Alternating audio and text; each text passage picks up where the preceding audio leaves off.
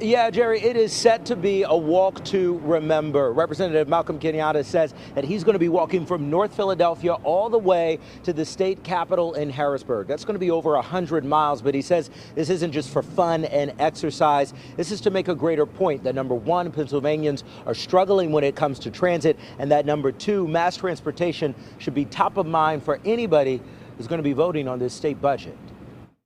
I hope people understand that, there are a lot of issues that are clearly partisan.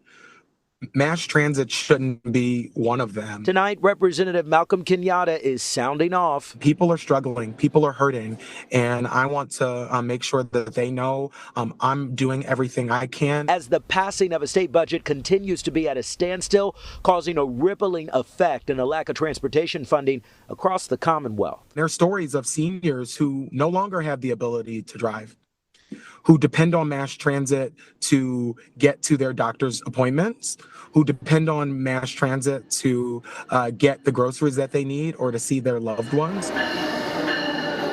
If the funding is not there and not there in a recurring way, we're going to be in a situation where we see more of our mass transit agencies have to make significant cuts. And for folks in our rural communities who depend on paratransit. With passengers already feeling the effect from services like SEPTA, which has already begun to implement service cuts, Kenyatta is on a mission to walk over 100 miles from North Philadelphia to the state's capital in Harrisburg to share a message of solidarity. I'm walking 105 miles to try to draw attention to this and to, be a little bit of a, tiny display of the physical pain and struggle that everyday Pennsylvanians are dealing with because of these cuts. And I want people to understand that I'm going to do every single thing I can to make sure that nobody loses sight of the struggles and the pain that Pennsylvanians are dealing with every single day.